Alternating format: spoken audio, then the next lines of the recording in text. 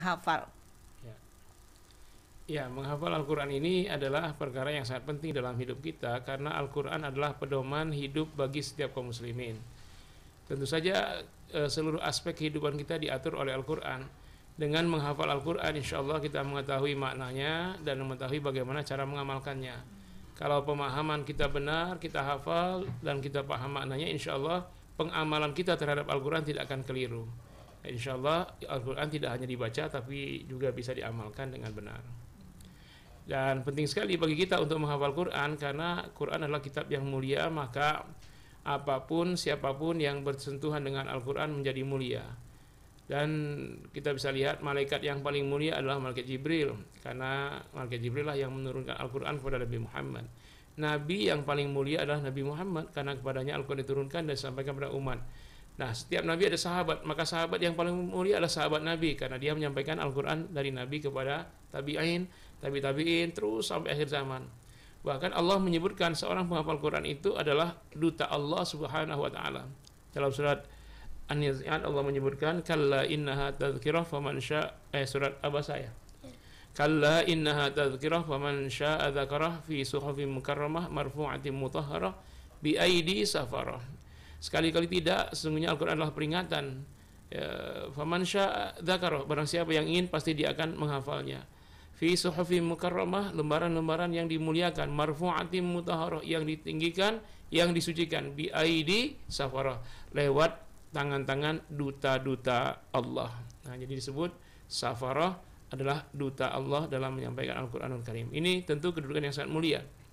Bahkan dalam hadis disebutkan bahwa Allah memiliki keluarga, dalam tanda kutip ya. Rasul bersabda, Inna lillahi ahlina minan nas fil ardi. Qalu man hum ya Rasulullah? Qala ahlul Quran hum ahlullahi fil ardi wa khasah. Nabi berkata, sesungguhnya Allah memiliki keluarga di bumi ini. Sahabat bertanya, siapa mereka ya Rasul? Rasul menjawab, ahlul Quran, yaitu ahlul Quran. Mereka lah keluarga Allah dan hamba-hamba pilihan. Ya, banyak lagi yang lain ya.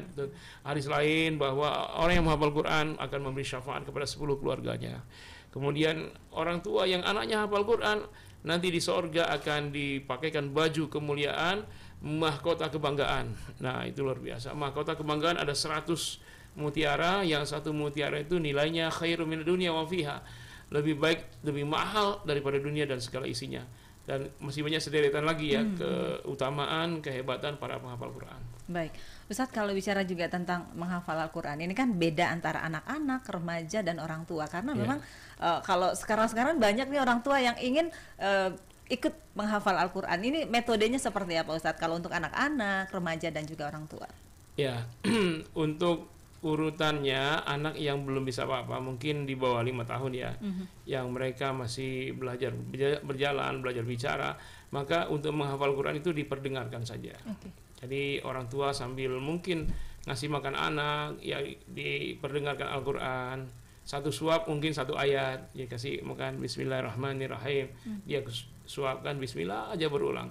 Nanti suapan berikutnya Alhamdulillahirabbil alamin.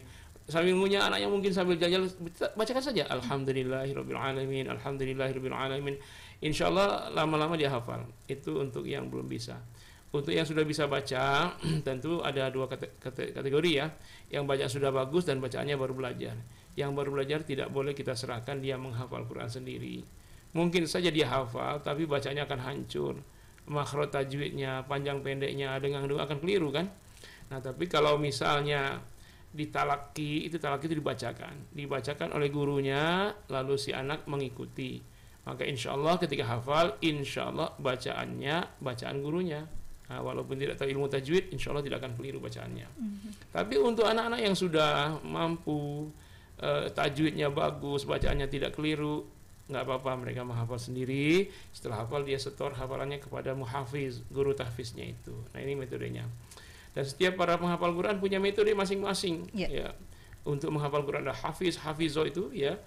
Bagi mereka, metode mereka itu yang paling cocok bagi mereka masing-masing.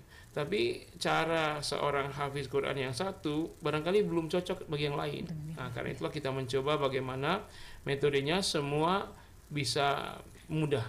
Ya, tidak hanya hafiz tertentu, tapi semua bisa menjadi penghafal Quran dengan metode menggunakan jari tangan yang kita temukan sejak 2012.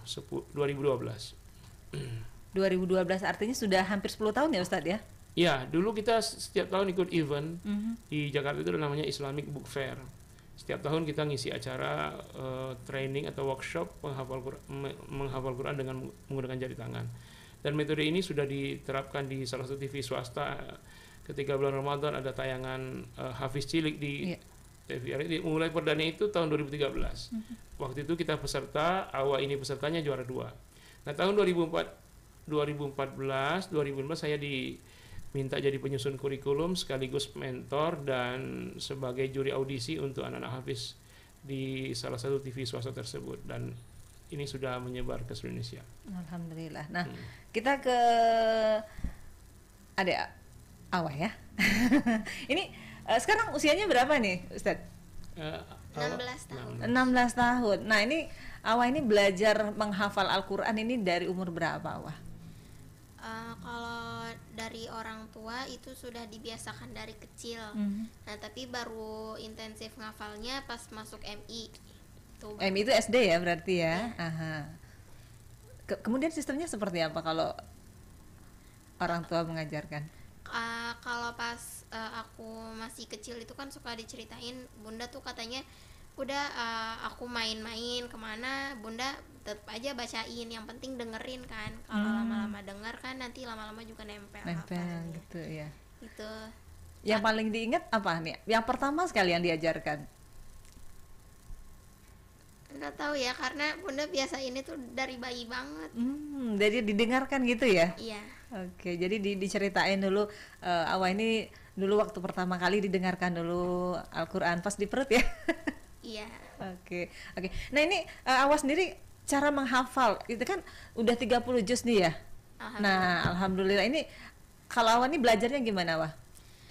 Kalau aku itu tadi seperti yang Ustadz Habib bilang, ada sistem talaki. Jadi ditalaki sama ayah langsung yang talaki, nanti ditafsirin, diterjemahin kata per kata, habis itu ditafsirin, dijelasin sama anak-anaknya kan, sekalian bareng anak santri juga. Nah, nanti habis itu kadang kalau ditalaki itu nggak banyak-banyak, cuman 1 ayat, 2 ayat, karena lebih ke tafsirnya tadi kan. Lebih ke tafsirnya sama pelafalan tajwidnya, karena kadang-kadang kan ada yang ngafal sendiri tapi belum paham tajwidnya, jadinya asal ceplok-ceplok aja bacanya. Asal baca kan. ya. Iya. Nah Ustadz, ini Awah kan bilang ditawaki ya? Ditalaki, dibacakan. Nah, oke. Nah, itu seperti apa Ustadz? Kalau ini sistemnya? Kalau talaki itu sudah berlaku umum ya. Memang salah satu dari 2 cara menghafal Quran. Cara pertama itu mereka menghafal sendiri lalu store. Kalau talaki, bacaan itu dibacakan oleh gurunya dari 1 kali, 3 kali, 5 kali, 7 kali, diikuti oleh santri. Lalu baru gurunya diam, santri diminta mengulangi kembali. Dan setelah mereka mengulangi tanpa melihat Al-Quran dan benar, berarti sudah hafal. Nah, itu prosesnya. Nah, metode kita ini adalah variasi dari semuanya. Jadi ditalaki juga, menerima setoran juga, tapi kita menggunakan jari tangan. Jadi kita tandai nomor ayat di jari-jari kita. Ada 14 suku buku jari ya. 1, 2, 3, 4, 5, 6, 7, 8, 9, 10, 11, 12, 13, 14. Nah, ini angka-angka ini adalah angka ayat-ayat Al-Quran. Misalnya dia menghafal surat tadi surat Al-Adiyat, surat An-Naba misalnya. Di sini ayat pertama, ayat kedua di sini, ayat 3 sini. Nah, targetnya kan hanya 3 ayat saja, sehari 3 ayat. Sehari 3 ayat. Ya, kalau pemula. Kalau nanti sudah lanjut itu bisa 14 ayat dalam 1 jam. Tapi ini kita pemula. Jadi kita awali dengan anjang-anjang atau awalan-awalannya. Misalnya An-Naba tadi.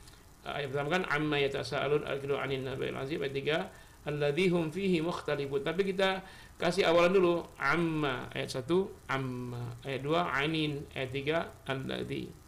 Nanti dibolak lagi, amma anin alladzi, alladzi anin amma. Jadi kalau dia sudah hafal awalannya, baru kita masuk ke ayatnya. Apa ayat pertama? Amma, bacanya amma yatasaalun. Ayat kedua anin naba'il azim. Ayat ketiga alladzi hum fihi mukhtalifun. Dan ini kalau selesai hafal, ketika dibolak-dibalik dia hafal, maka baru kita anggap sudah mutqin. Mutqin itu sudah kuat kokoh hafalannya, baru kita masuk ke jari kedua. Kita bisa permainkan ini ya dengan angka-angka. Ayat 1 misalnya, ayat 1 amma yatasaalun. 1 3 2 amma yatasaalun alladzi hum fihi mukhtalifun 'anin naba'il 'azim. 2 1 3 'anin naba'il 'azim amma yatasaalun alladzi hum fihi mukhtalifun. Kalau sudah dibolak-balik mereka tidak keliru, berarti hafalannya sudah kokoh. Baru kita masuk ke jari kedua ayat 4 5 6. Kembali kita ajarin kata di awalnya, kalla summa kalla alam. Nah, kalla saufa ta'lamun tsumma kalla saufa ta'lamun alam naj'alil arda mihada. Terus dihafalkan awalannya, baru hafalkan ayatnya, nanti dites lagi. Ya, bolak-balik berikan hafal, insyaallah kalau sudah itu bisa hafal. Jadi, metode ini tidak terikat dengan urutan ayat. Jadi dia bisa dihafal dari tengah, dari akhir.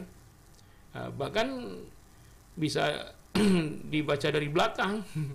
Misalnya surah Al-Maun kita bacakan dari wa yamna'unal ma'un alladhina hum yura'un alladhina hum an salatihim sahun fawailul lil musallin wa la yahuddu 'ala ta'amil miskin wa dhalika alladhi yad'u al yatim ara'aita alladhi yukadzibu bid-din. Jadi bisa dari belakang, tapi jangan dibawa sholat. Hanya untuk menghafal saja. Untuk menghafal, benar. Tapi memang tidak semudah itu ya Ustadz ya, karena memang kan yang namanya menghafal itu kan ayatnya dulu yang harus dihafalin dulu ya. Ya enggak, bisa langsung dari dari awal kita langsung pakai jari ini untuk menghafal ayat. Jadi ketika kita lihat Al-Quran ayat 1, mata lihat ayat, jangan tangan ke sini. Kita baca, kalau kita tanpa guru ya, kita menghafal sendiri. Misalnya ayat 1 surah An-Nazi'at misalnya wan nazi'ati gharqa, wan nazi'ati gharqa, kita baca 3 kali. Kita palingkan dari Al-Quran, kita ke jari wan nazi'ati gharqa. Kalau tidak ada yang keliru, berarti sudah hafal. Baru kita berlanjut ke ayat kedua, mata kita lihat ayat kedua, jari kita ke sini. Nah, seterusnya begitu. Kalau targetnya 3 ayat, ya cukup 3 ayat sudah hafal, mungkin berhentilah dulu. Di awal karena pengenalan metode mungkin agak mengalami kesulitan, tapi kalau sudah terbiasa setiap hari akan semakin mudah. Ya, baik. Pendengar, untuk Anda yang ingin bergabung, kami silakan ya di line telepon 0736 7321 995 atau di 3456685, untuk line SMS dan WhatsApp di 0811 7307 079, serta bisa komentar juga di channel YouTube kami RRI Net Bengkulu. Nah, pendengar, kembali ke bagi Anda yang ingin bergabung, masih kami tunggu ya partisipasinya. Ustadz, kalau bicara tentang cara menghafal Al-Quran, sebenarnya dimulai dari mana dulu Ustadz? Ya, sewajarnya memang harus dari ayat pertama setiap Al-Quran itu. Namun bagi penceramah kadang-kadang dia butuh menghafal ayat tertentu sesuai dengan tema ceramahnya kan. Tapi bagi penghafal Quran sewajarnya dari ayat pertama. Adapun tadi kita dari ayat tengah atau ayat terakhir itu sebagai penanda bahwa metode ini bisa menghafal dari tengah. Bahkan ketika dia sudah hafal, banyak kan penghafal Quran sudah hafal, lalu ditanya ayat 5 apa, dia bingung, dia ulang ayat 1, 2, 3, 4, 5 baru dia jawab. Nah itu kalau ayat 5, kalau ayat 50 bagaimana? Benar. Nah, metode ini menunjuk di sini kunci-kunci nomor ayat. Ini ayat 1, ayat 3. Di sini juga ayat 17. Di sini juga ayat 31. Di sini juga ayat 44 dan seterusnya. Ini ada metodenya. Jadi jari tangan kita ini ada 14 buku jari kan. Jadi kalau ayatnya melebihi 14, kita ada sistem surat bayangan. An-Naba itu 40 ayat. Jadi kalau 40 ayat kita hafal langsung, kayaknya lama sekali selesainya. Iya, benar Ustaz. Nah, kalau metode ini tidak. Kita pisahkan dulu An-Naba 1 ayat 1 sampai 14, An-Naba 2 15 sampai 28, An-Naba 3 29 sampai 40. Jadi kita menghafal ayat 1 sampai 14 di sini. 1 2 3 4 5 6 sampai 14 di sini. Kalau sudah 14 ayat ya, kita meyakini sudah hafal satu surat, yaitu surat An-Naba 1. Lalu baru kita melangkah ke surat kedua, An-Naba 2 ayat 15, 16, 17 seterusnya sampai 28. Nanti An-Naba 3 29 sampai 40. Jadi ada kepedean, oh saya sudah bisa menghafal satu surat. Walaupun kita itu sebenarnya belum sampai seperti Al-Baqarah ya. Coba kalau kita ingin menghafal satu surah Al-Baqarah kan jumlahnya 286. Betul. Panjang-panjang pula. Kadang-kadang orang ingin menghafal satu surat baru hafal setengah udah frustasi dia. Tapi kalau kita metode ini baru ayat 14 kita udah yakin udah hafal satu surat nih. Nah, kan ada kepedean untuk menghafal surat kedua. Dan keistimewaannya menghafal surat ayat 15, ayat 29 itu semudah menghafal ayat 1. Gitu. Jadi semudah itu kalau kita memang ada niat ya Ustadz, intinya ya. Ada niat yang kuat, dibantu metode yang tepat. Betul, betul. Baik pendengar, untuk Anda juga yang ingin bergabung silahkan ya. Oke, kita jawab dulu pertanyaan dari pendengar kita ini Ustadz. Agar hafalan tidak mudah lupa Ustadz, seperti apa? Ini pendengar kita ingin bertanya dari Pak Ari. Ya Pak Ari, tentu saja pertama dimulai dengan niat yang ikhlas semata-mata karena Allah dan cinta.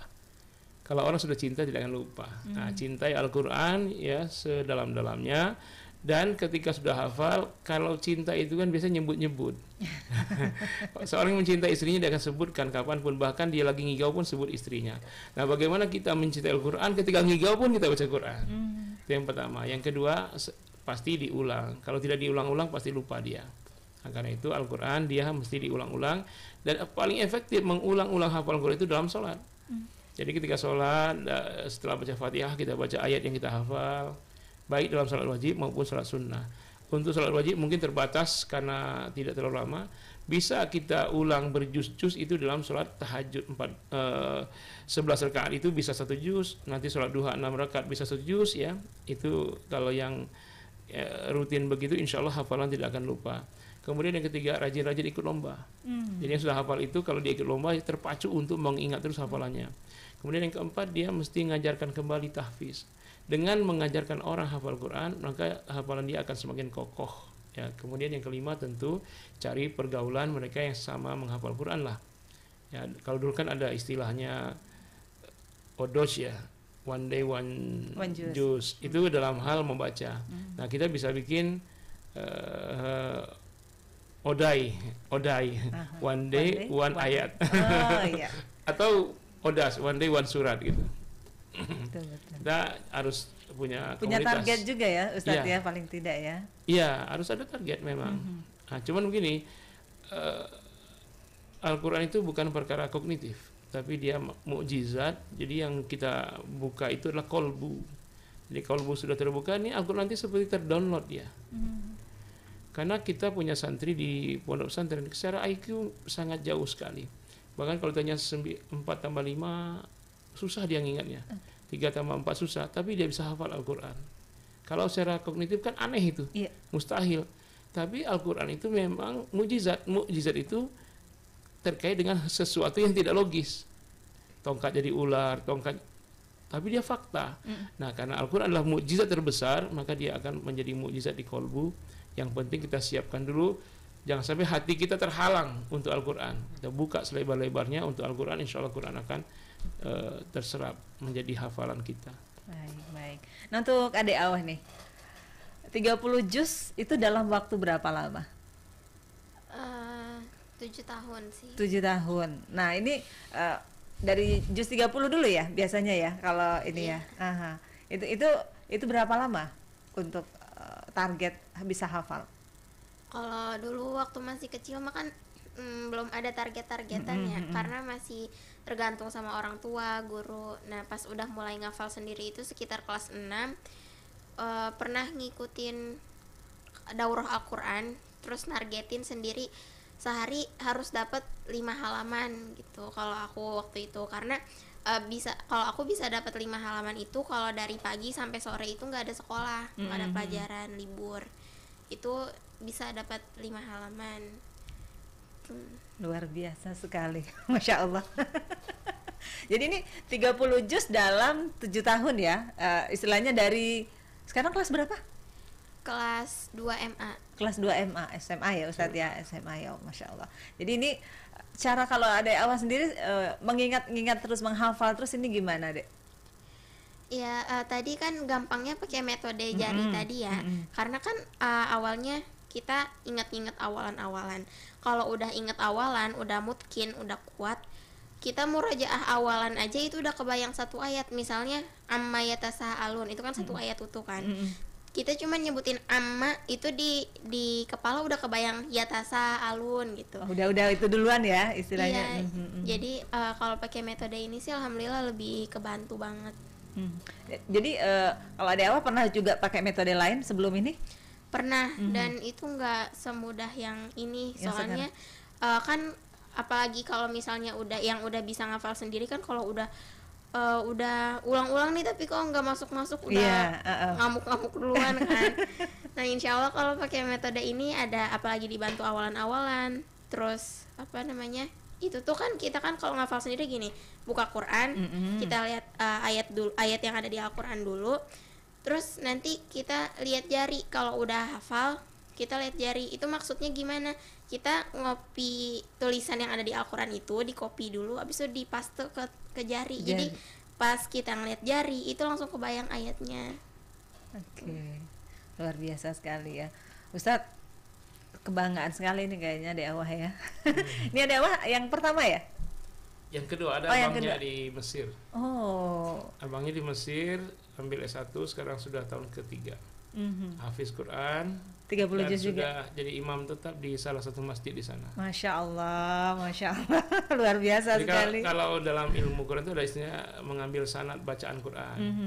Nah alhamdulillah ibadur rahman, abangnya ini sudah menguasai qiraatus sab'ah, 7 bacaan Quran yang mutawatir, yang cara baca Nabi.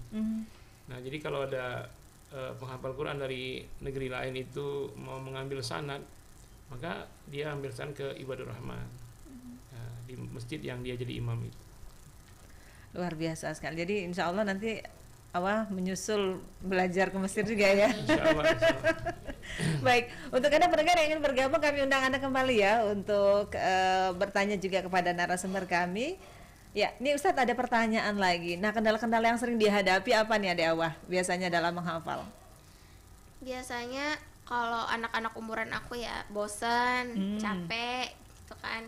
Terus males gitu kalau pengen ngafal.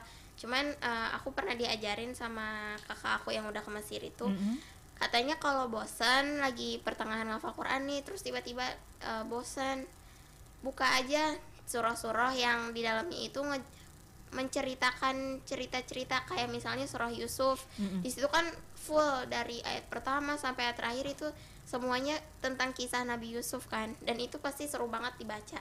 Kalau misalnya udah ngebaca itu pasti bakalan ada rasa semangat tersendiri, kayak ini seru banget sih kisahnya, jadi kayak semangat lagi gitu. Oke, jadi sekaligus bisa tahu artinya gitu ya? Iya. Oke, Ustaz nanti saya tanya juga mengenai kok bisa sih udah menghafal Al-Quran tapi sudah tahu artinya juga, kan ini nggak mudah, ya kan?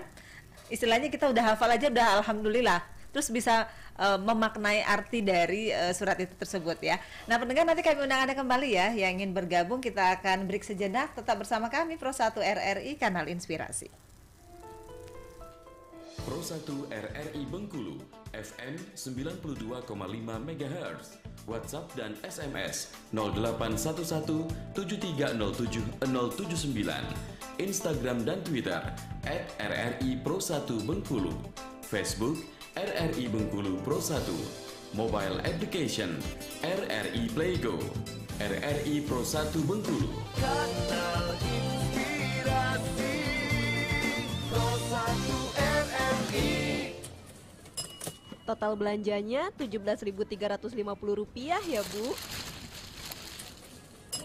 Selamat sore Bu, semuanya jadi Rp250.500 ya. Total belanjanya Rp550.750. Silahkan kembaliannya. Sadar nggak? Mau belanja sedikit atau banyak, kita terus jadi penyumbang sampah plastik yang susah terurai. Mulai sekarang, yuk bawa kantong belanja sendiri biar mengurangi sampah plastik. Bulan Ramadan merupakan saat yang tepat untuk mentadabburi atau memperdalam Al-Quran. Karena pada bulan inilah Al-Quran pertama kali diturunkan oleh Allah Subhanahu wa Ta'ala. Sesungguhnya telah datang kepadamu cahaya dari Allah dan kitab yang menerangkan. Dengan kitab itulah Allah menunjuki orang-orang yang mengikuti keridhoannya. ke jalan keselamatan. Dan dengan kitab itu pula, Allah mengeluarkan orang-orang itu dari gelap gulita kepada cahaya yang terang benderang dengan seizinnya dan menunjuki mereka ke jalan yang lurus. Quran Surat Al-Ma'idah, surah kelima, ayat 15 sampai dengan 16. Barang siapa membaca satu huruf dari kitab Allah, maka baginya satu kebaikan, dan satu kebaikan itu dibalas 10 kali lipatnya. Aku tidak mengatakan alif lam mim itu satu huruf, tetapi alif itu satu huruf, lam itu satu huruf, dan mim satu huruf. Hadis riwayat Tirmizi, Hasan Sahih dari Ibnu Mas'ud radhiyallahu an. Dari Aisyah radhiyallahu an bahwa Rasulullah sallallahu alaihi wasallam bersabda, orang yang membaca Al-Quran dengan mahir adalah bersama malaikat yang mulia lagi taat. Sedangkan orang yang membaca Al-Quran dengan tergagap dan susah membacanya, baginya 2 pahala. Muttafaqun alaih. 2 pahala yang dimaksud adalah pahala atas dirinya karena telah membaca Al-Quran, dan pahala atas upayanya untuk membaca Al-Quran, kendati dengan susah payah. Dari kesusahannya dalam membaca Al-Quran ini pula, Allah memberikan padanya pahala. 92,5 FM Pro 1 RRI Bengkulu. 92,5 FM Pro 1 RRI Bengkulu, pendengar, kembali bersama kami dalam Lintas Bengkulu Malam. Dan obrolan kita malam ini mengenai menghafal Al-Quran semudah menghitung jari di tangan. Luar biasa sekali, sudah 30 menit kebersamaan kami menemani Anda. Dan masih bersama narasumber kami, Ustadz Habib dan juga Aka Awah ya. Bener ya, Aka Awah ini panggilan atau gimana? Aka, biasanya bunda yang panggil dia. Oh gitu, panggilan Aka gitu ya dari bunda ya. Oke, baik. Ustadz, seperti yang sudah disampaikan tadi sama Awah, kalau ternyata sambil menghafal Al-Quran itu sekaligus diartikan seperti itu ya. Iya. Karena tadi Awah cerita ini wah seru sekali, wah luar biasa sekali kalau begitu ya. Di pondok itu setiap subuh saya ngajar tafsir dari Al-Baqarah, dan sekarang sudah sampai surah Al-Kahfi, surat ke-18 juz 16 ya. Jadi dari Al-Baqarah saya talaki 1 ayat. Kalau Al-Baqarah alif lam mim 1 ayat ya, jadi 2 atau 3 ayat saya terjemahkan kata per kata, lalu saya jelaskan tafsirnya secara global. Setelah mereka paham semua tafsirnya secara global, baru dites terjemahannya. Setelah mereka paham dan tahu terjemahannya, baru kita hafalkan, ditalaki lagi sama saya. Nah, kemudian 3 ayat tersebut dihafalkan oleh mereka. Jadi setiap subuh itu antara 3 atau 4 ayat, setengah halaman sampai 1 halaman. Jadi setiap hari. Jadi mereka bisa menghafal Quran dengan memahami isi kandungan Al-Quran itu. Jadi at-tahfiz bil fahmi, menghafal dengan pemahaman. Baik, baik, luar biasa sekali. Nah, ini ada pertanyaannya juga, kapan waktu yang tepat untuk menghafal Quran, Ustadz? Setiap menghafal Quran ada waktu khusus bagi mereka ya, pada setiap pribadi mereka pada intinya. Tapi secara umum yang paling tepat itu sebelum subuh. Jadi kalau yang terbiasa bangun, kalau di pondok kita bangunkan mereka jam 2:30, mereka mandi sampai jam 3 sholat tahajud. Biasanya paling lama sholat tahajud itu 1 jam, karena bacaannya satu juz kan. Dari jam 3 ke jam 4 untuk subuh itu masih ada waktu 30 sampai 40 menit ya. Menjelang azan subuh itulah mereka menghafal atau mengulangi hafalan Al-Quran.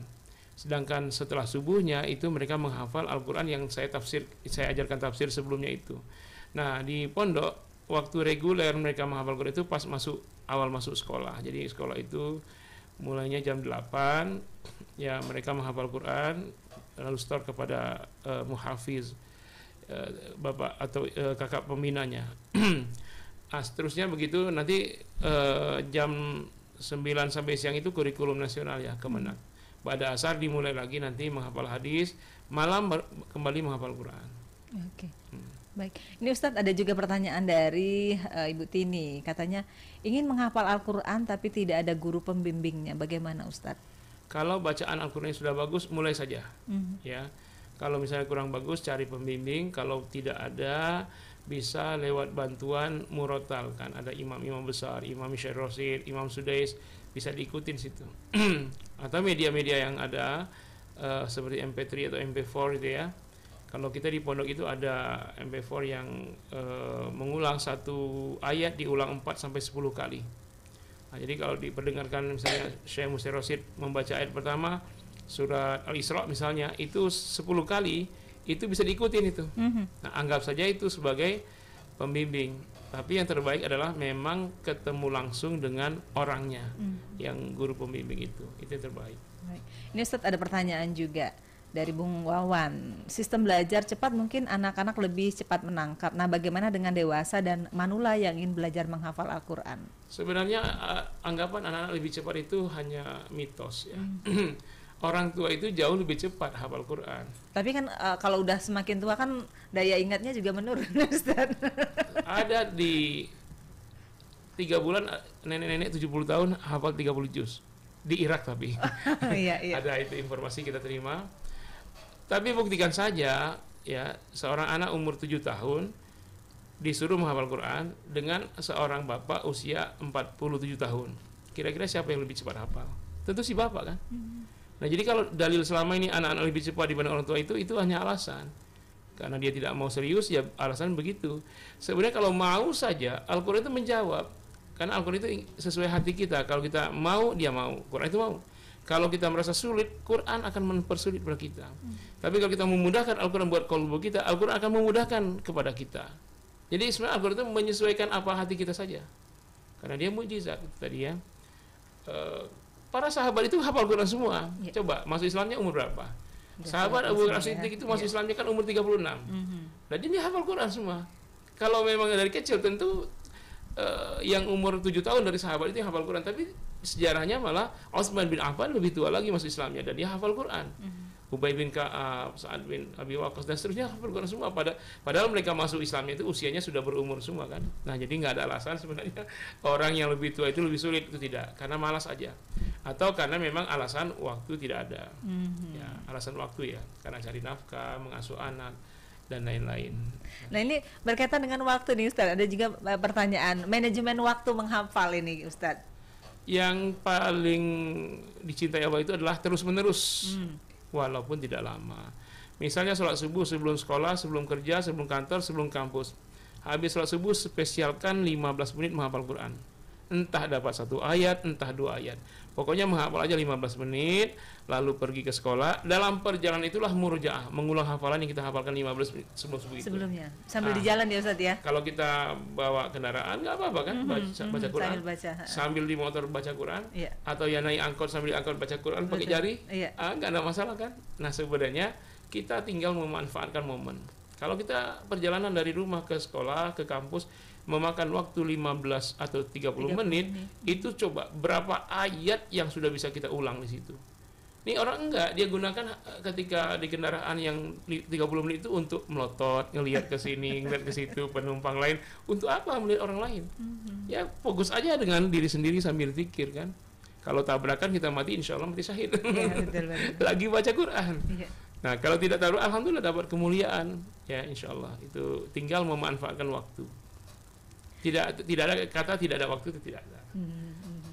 Baik, Ustadz, ini ada kembali pertanyaan dari pendengar kita. Wah, ini banyak sekali rupanya ya yang ingin ditanyakan. Sistem belajar cepat mungkin sudah ini tadi ya. Oke, ini. Kalau dulu kita belajar menghitung cepat, sebentar, saya coba pindahin dulu nih. Ya. Nah, kalau dulu kita belajar menghitung cepat dengan sistem sempoa. Kalau menghafal Al-Quran dengan jari. Nah, seberapa cepat target yang bisa difahami nih Ustadz? Sama nggak nih Ustadz? Sekali lagi ya, setiap orang berbeda-beda dalam cepat atau lambat menghafal Quran. Pertama adalah kemauan. Jadi metode ini hanya membantu. Bahkan orang tidak ada metode dia hafal Quran juga kan. Nah, ini kita mencoba untuk tidak terlalu memberatkan pada daya ingat sehingga terdownload sebagian atau tercopy paste ke jari-jari itu. Ini programnya. Jadi masing-masing pengalaman berbeda-beda. Bukan karena kejeniusan, betapa banyak orang cerdas jenius tidak hafal Quran. walaupun dia mencoba. Tapi ada santri kita yang tadi saya katakan 5 tambah 4 aja dia nggak tahu. Tapi dia bisa hafal Quran dalam waktu hanya 9 atau 10 bulan. Tanya berapa 3 tambah 4? Nggak tahu dia. Nah, tapi kalau 3.000 tambah 4.000 tahu dia. Tapi dia hafal Quran. Nah, ini fakta-fakta yang mengejutkan di pondok pesantren itu. Kita lihat anak ini kayaknya, bahkan kita ada anak yang gagu, Mila, namanya Mila. Kalau kita tanya nama kamu siapa? Nyebut namanya nggak jelas. Mila, coba bacakan surah An-Naba. Amma yatasaalun. Lebih jelas dia baca ayat daripada menyebut namanya sendiri. Sekali lagi, Al-Quran mukjizat. Baik, Ustaz. Ini juga mungkin ada pengalaman ya Ustadz ya, sempat lihat di video ini kan ada yang apa istilahnya koma di rumah sakit, tapi memang dia penghafal Al-Quran, jadi pada saat koma dia tetap membaca hafalannya itu ya Ustadz ya. Kemudian ada juga video-video lain yang berkaitan dengan menghafal Al-Quran. Ini kayaknya luar biasa sekali Ustadz, betapa mukjizat kemampuan dalam menghafal Al-Quran itu terbawa. Iya, memang ketika orang sudah cinta itu tidak akan lupa.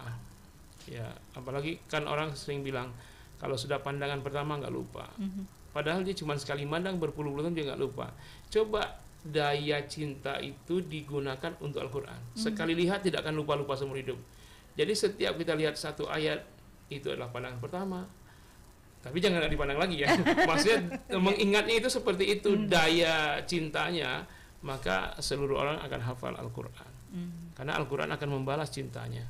Jadi Quran itu bukan makhluk, kalamullah. Quran itu kalamullah, sehingga dia merespon hati kita. Jadi orang yang merasa susah dia akan susah. Orang yang memudahkan dirinya untuk menghafal Quran, ya Allah saya ingin, dia buka hatinya, Al-Quran akan mudah. Nanti akan masuk seperti terdownload. Tapi masalahnya kita tanya, cinta kepada Al-Quran atau kepada gadget atau handphone. Kita masing-masing evaluasi ya.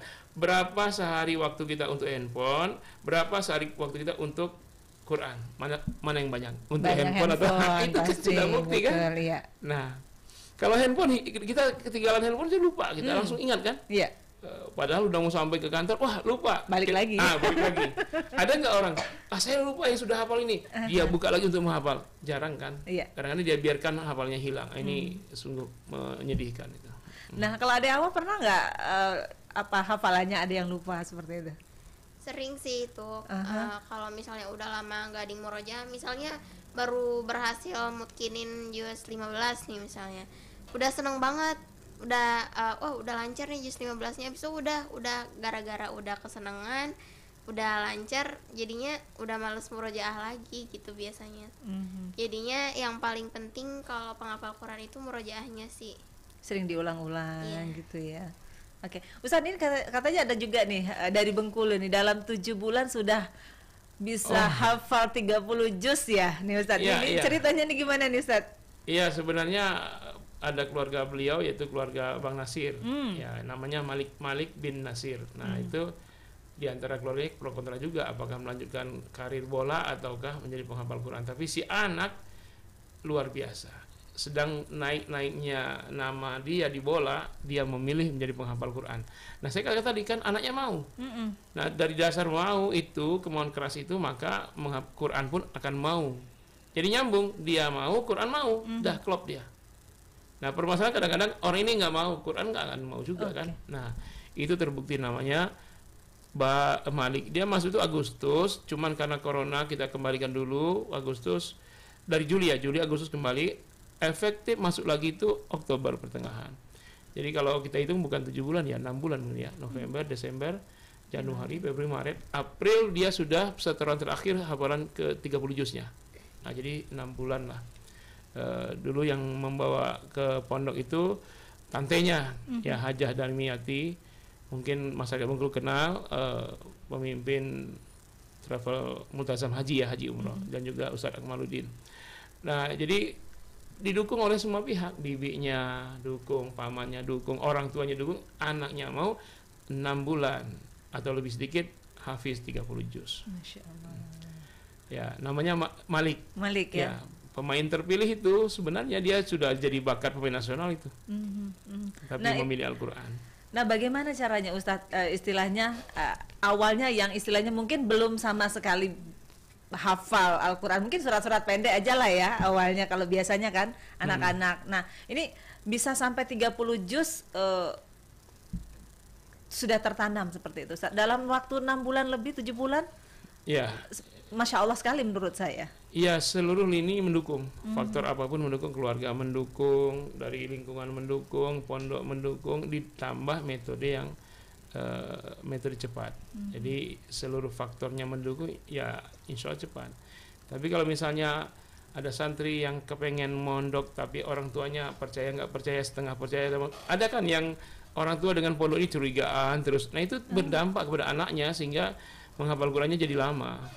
Biasanya anak-anak yang hafal Quran di bawah setahun itu memang orang tuanya itu menyerahkan full bulat seutuhnya, nih anak saya minta dididik, mau diapakan pun kami terima. Nah, yang begitu cepat anaknya. Tapi yang dikit-dikit tanya, ini anak saya diapakan, anak saya diapakan, padahal kita nggak ngapa-ngapain. Nah itu lama berdampak kepada anaknya. Jadi memang harus power atau full dukungan ya sehingga anak itu berhasil. Nah, ini Ustadz, artinya memang di pondok pesantren Ustadz ini benar-benar untuk para penghafal Al-Quran gitu ya Ustadz ya? Ya, kita memang namanya pondok pesantren tahfiz Al-Quran, tetapi ilmu pendukung yang lain itu pun dikejar. Jadi mereka pun hafal Quran, hafal beberapa ratus hadis, bahkan ada yang sudah hafal 1.500 hadis. Kemudian mereka menguasai nahwu shorof, pandai berbahasa Arab, karena memang tujuannya setelah itu melanjutkan kuliah ke Timur Tengah. Dan alhamdulillah sudah puluhan santri yang di Timur Tengah dalam waktu 3 tahun ini. Angkatan ketiga sudah ya. Itu tadi diantaranya anak saya yang pertama itu sudah menjadi imam di salah satu masjid di dekat Al-Azhar Kairo Mesir. Oke.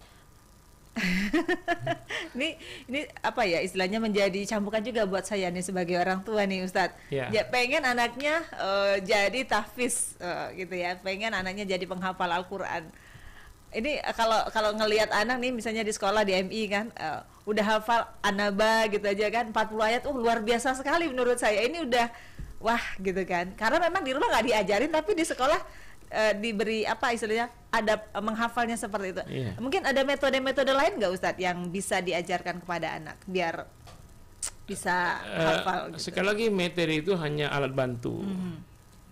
Sebenarnya keinginan anak sendiri. Yang kedua kita yang menciptakan lingkungan. Berani nggak kita tidak melepaskan gadget kepada anak? Karena kalau anak sudah pegang gadget susah menjadi penghafal Quran. Karena dia lebih cinta kepada handphonenya daripada Al-Quran. Makanya di pondok pesantren kita itu banyak sekali donatur yang mengasih drum band, kita tolak. Dulu ada yang mengasih hadroh ya, ada permainan musik itu kita tolak. Ada yang ngasih untuk marawis kita tolak. Karena jangan sampai kecintaan dia kepada Al-Quran menjadi nomor 2 setelah drum band, setelah hadroh gitu kan. Nah setelah kita bina betul mereka sudah condong kepada Al-Quran, baru diadakan marawis sekarang sedikit, hadroh juga ada sebagai sarana hiburan bagi mereka kan. Sabtu Minggu mereka nggak ada kerjaan, latihan hadroh. Nah hadroh itu pun kita perkuat studinya. Jadi banyak kitab-kitab nahwu, shorof, fikih itu dia berbentuk nazam, apa namanya? Syair. Nah syair itu didendangkan dengan warawis. Kalau orang yang tidak tahu dia kira kita sedang nyanyi, padahal itu sedang membaca kitab. Ada namanya Matan Alfiyah, itu ada 1000 bait ilmu nahwu, 1000 bait. Itu dihafal dengan mahadroh tersebut. Jadi dengan musik itu. Jadi kalau kita diundang untuk anak-anak tahari, orang tidak tahu kalau itu dia sedang membaca kitab. Orang hanya mendengar dia hadroh. Nah itu baru kita izinkan mereka untuk main hadroh. Tapi kalau misalnya kecintaan Al-Quran sudah kalah, kita cut yang lain. Nah, seperti itu ibu-ibu di rumah, mampu nggak anaknya itu tidak dikasih handphone sama sekali? Kalau sudah lepas dari handphone, semua mudah. Pelajaran mudah, menghafal Quran mudah, anak-anak disuruh mudah. Banyak anak-anak itu membantah karena dia lebih memperhatikan handphonenya. Karena memang kalau zaman sekarang kayaknya memang agak susah ya Ustadz ya? Nggak susah Bu. Di Cina itu sejak 2018 itu kan otoriter memang ya. Dia menetapkan anak-anak tidak boleh memegang handphone kecuali setelah umur 18 tahun. Itu Cina yang mayoritas komunis. Berhasil sekarang anak Cina itu jago semua, sempoanya jago semua. Bahkan berkudanya, bela dirinya semua jago. Yang namanya anak-anak hiburan itu bergerak, Bu. Bukan dengan handphone.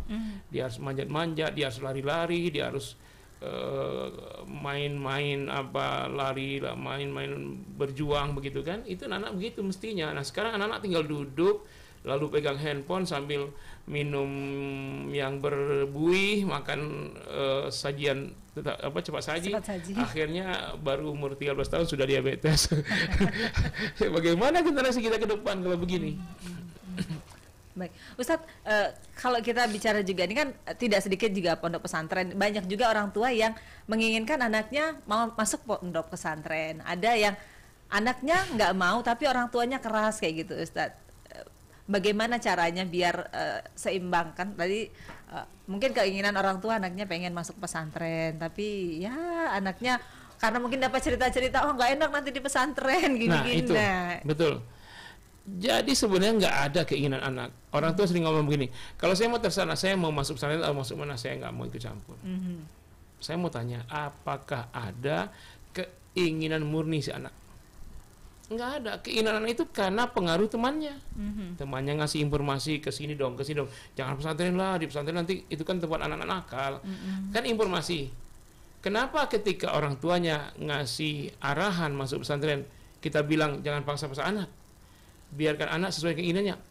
Tidak ada satupun anak memilih sesuai keinginan. Karena pastilah dia dipengaruhi oleh teman-temannya.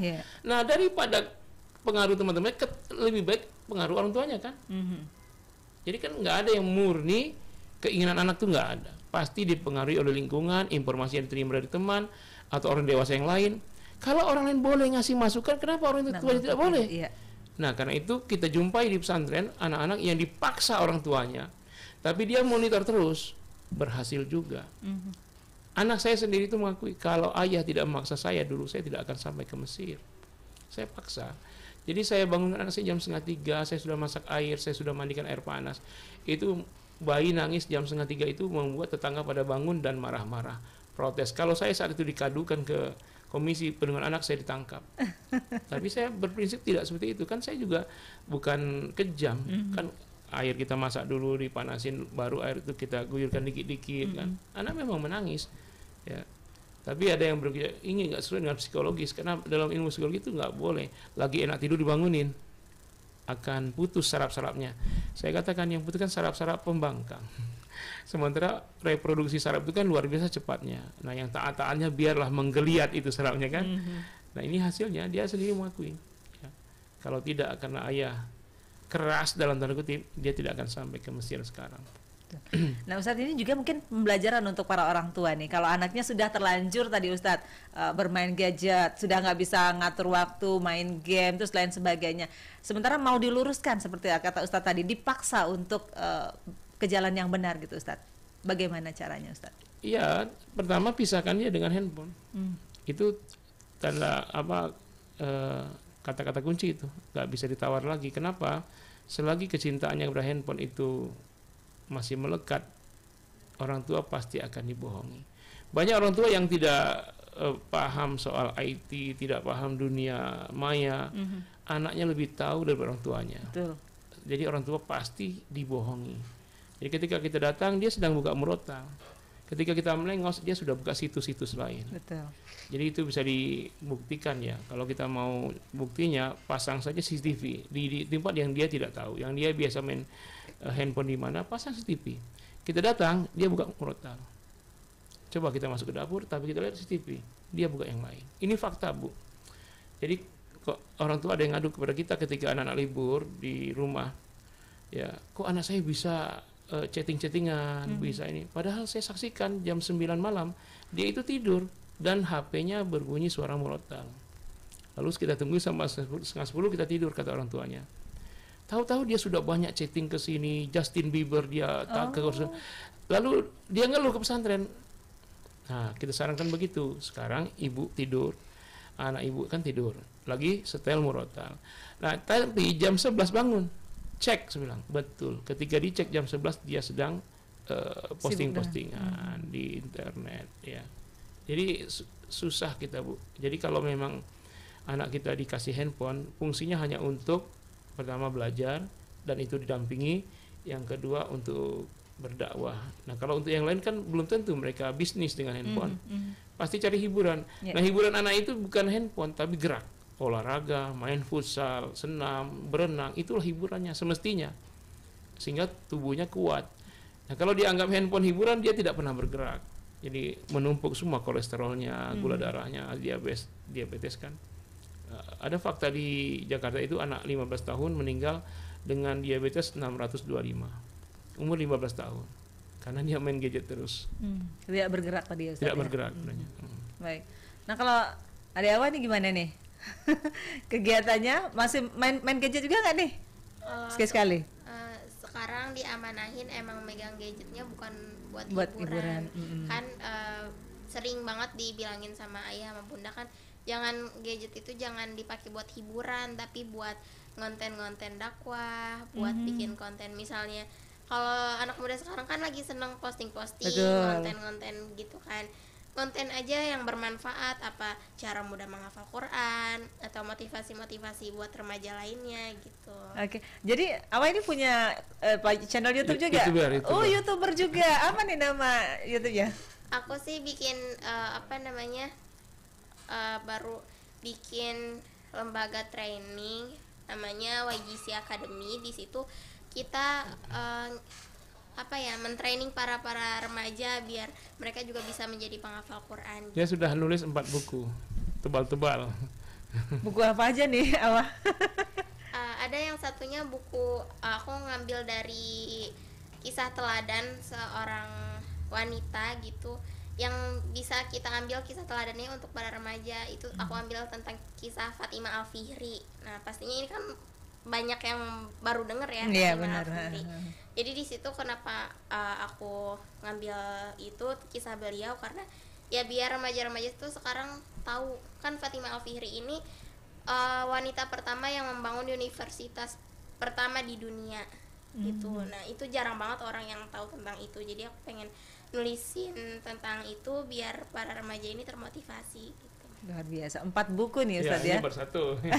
yang ketiga, yang lainnya? Yang ini itu ada kolaborasi sama bunda, kayak tentang, ada yang satu itu namanya TISDO bukunya.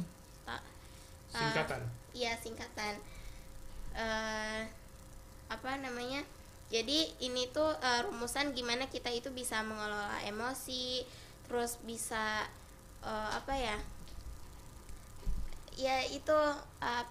kan TISDO itu tawakal, ikhtiar,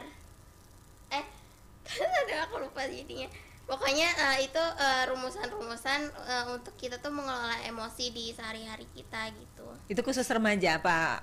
Bisa untuk kalangan mana aja, karena kan kolaborasi sama bunda kan, bisa buat ibu-ibu, bisa buat remaja. Oke, wah luar biasa sekali nih. Ini jadi ini masukan dari ayah juga atau gimana? Sama ibunya. Kalau ibunya psikologi Islam, memang doktornya itu. Luar biasa sekali berarti ya, ayah bundanya dokter semua. Jadi anaknya harus profesor. Harus profesor, masya Allah. Ustadz, waktu kita terbatas ini, mungkin ada yang ingin disampaikan untuk pendengar kita yang ada di rumah, untuk Awa juga nanti closing statementnya.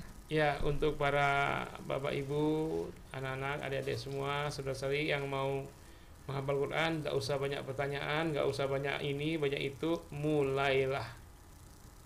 Kalau sudah mulai akan ketahuan apa kendalanya, tinggal dicari solusi dari. Jadi kalau sudah mulai jangan berhenti.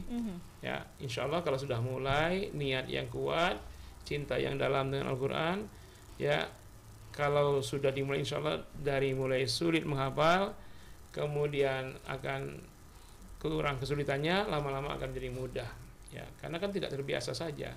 Karena tidak terbiasa kan lisannya masih patah-patah. Tapi kalau sudah terbiasa, dia akan lancar. Ketika lancar akan mudah menghafal Quran.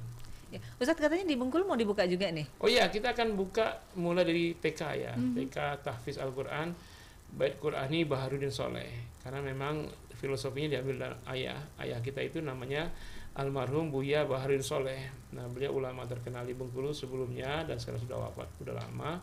Nah kita anak-anaknya ingin supaya amal jariahnya mengalir terus. Jadi di rumah beliaulah yang dulu diwariskan, kita bikin sudah terbuat sekarang kutab rumah tahfiz, dan tahun ini kita akan buka TK-nya, TK tahfiz Bait Qurani Baharudin Soleh. Ya, ada di Anggut Atas. Anggut Atas ya. Oke. Jadi dari TK dulu ya Ustadz ya, baru nanti. Ya, dari TK kalau kita lihat, karena memang sarannya masih minim ya, sarananya belum cukup untuk SD. Nanti kalau sudah ada pembebasan lahan, penambahan lahan, kita akan buka SD-nya, juga MTS dan Alia sebagaimana di Jakarta. Ya. Sementara ini kalau ada yang mau mempelajari metode ini untuk jadi penghafal Quran sekaligus berpeluang untuk ke Timur Tengah, ya ke Jakarta dulu mondoknya. Okay. Nah kalau nanti di sini udah selesai semuanya sampai Aliyah, boleh di sini insya Allah. Ya. Ini salah satu pilihan ya. Dan memang di Bengkulu banyak sekali alternatif untuk sekolah tahfiz yang lain. Baik.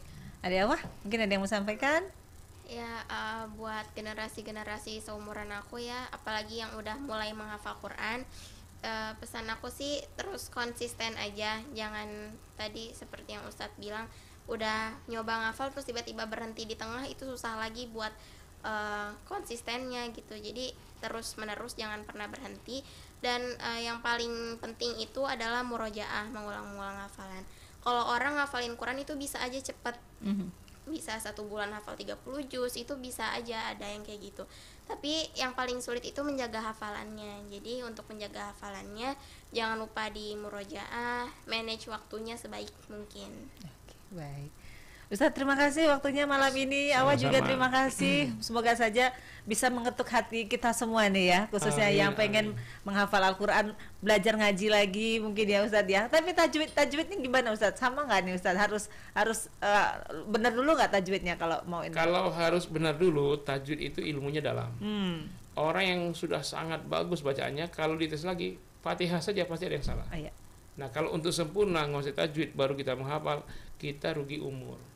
Maka menghafallah. Nanti ketika menghafal, mana yang sudah hafal nih Al-Fatihah misalnya, kita lihat dalam baca Fatihah itu nanti satu ayat, oh ini kesalahannya di, ada yang ihdinas, ada itu diperbaiki. Jadi sudah hafal diperbaiki. Jadi kalau kita mau bagus dulu bacaan baru menghafal, tidak ada waktu lagi. Jadi mulailah, walaupun salah-salah insya Allah Allah ampuni, tapi dengan niat untuk diperbaiki. Baik. Ustadz terima kasih waktunya malam ini. Awa terima kasih. Dan pendengar, demikian obrolan kami dalam Lintas Bengkulu Malam, menghafal Al-Quran semudah menghitung jari di tangan. Ingin informasinya lebih lengkap, buka IG-nya di mana mungkin Ustadz? Atau informasinya di mana? Ada di Bait Qurani Tahfiz. Kalau itu YouTube ya, channel itu Bait Qurani Tahfiz. DZ punya Tahfiz. Atau bisa datang langsung juga di Anggut Atas. Anggut Atas hanya 100 meter dari Simpang 5. Kalau nanti sudah selesai TK-nya diresmikan, mungkin kita akan per 3 bulan akan balik dan melatih guru-gurunya mungkin insyaallah. Baik, mendengar demikian obrolan kami malam ini, semoga bermanfaat dan tentunya bisa membuka hati kita semuanya. Selamat malam. Wassalamualaikum warahmatullahi wabarakatuh. Waalaikumsalam warahmatullahi wabarakatuh.